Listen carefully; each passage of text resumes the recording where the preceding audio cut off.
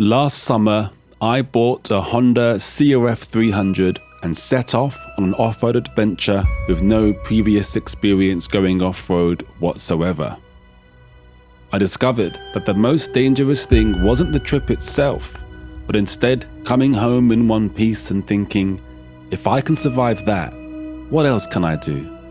When I next had time to ride out again, it was winter in London. So I looked through online maps for somewhere warmer, and my eye was drawn to one place, the south of Spain. But to get there, I'd need to cross the Pyrenees Mountains. Soon, a series of questions had formed in my mind. Will I go crazy trying to get down to Spain on a 300cc engine?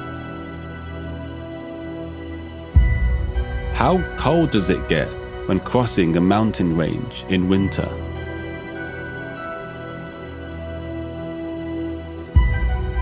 Will I spend the entire time alone, or will I come across any other bikers?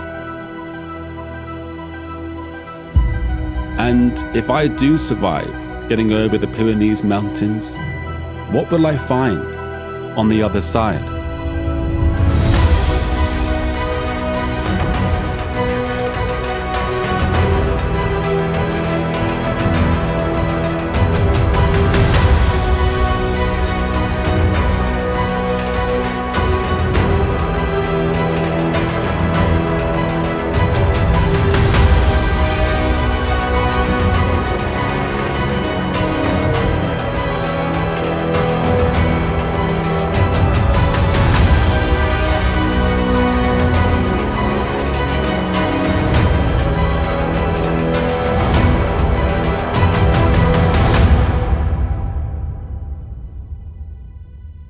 In this upcoming story, I'll share with you the answers to those questions, and a whole lot more.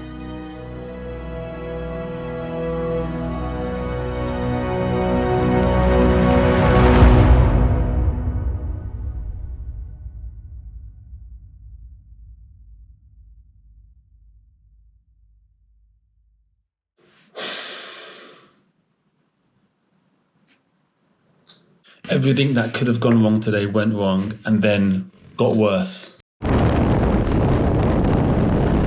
When I was on the motorway to the Channel Tunnel train taking me from England to France, I saw a sign telling me that the services were suspended.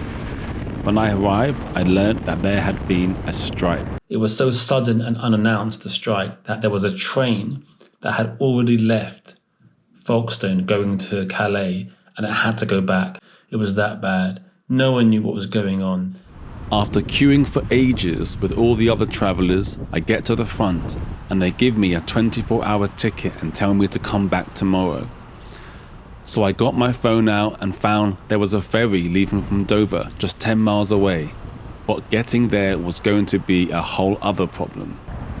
There were masses of people with the same idea, and so the road was completely packed. Normally, I would just filter through traffic, but a huge police escort had blocked the middle of the lanes. Eventually, I made it through and got on the ferry, but I had been having another problem. I'd noticed my bike was acting funny, the headlight was flickering, something wasn't right, and then it wouldn't start. The bike wouldn't start. I'm in this queue of traffic, everyone's angry already. Before the trip, I had wired heated gloves to the bike's battery. If my calculations were correct, I wasn't overloading the battery, so I had no idea what it could be. Sometimes the bike would start, sometimes it wouldn't. And if the heated gloves were the problem, there was no way the trip could continue without them. The good news, there is some good news. They serve beer.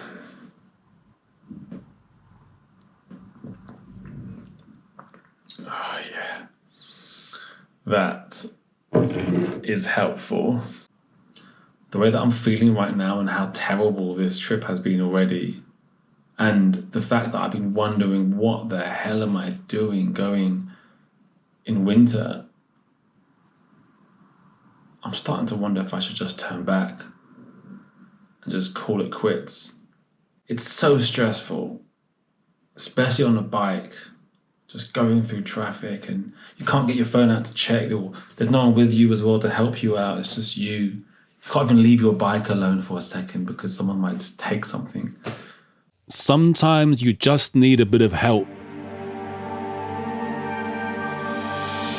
Mine came from a bike mechanic called Pierre, who worked at Calais Dafe Moto.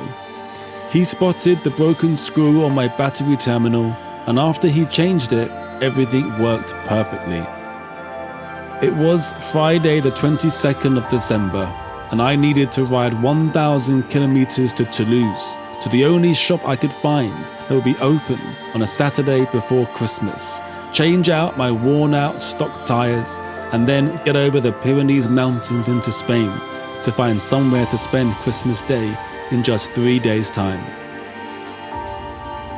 I was almost sad Pierre had fixed the bike. Part of me wanted an excuse to go home, where it was warm, where it was dry, where I wouldn't be alone.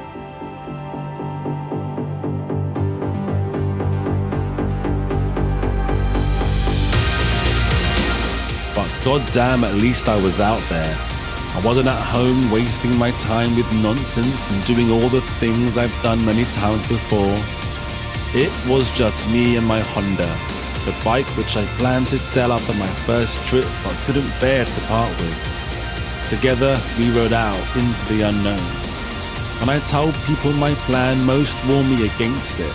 But if it was foolish to go, I prefer to find out for myself. If everything does go wrong, it just gives me an interesting story to tell. And trust me, I cursed that decision many times on that motorway to Toulouse, where a steady stream of cars flew past me, and there was only the endless drone of the wind.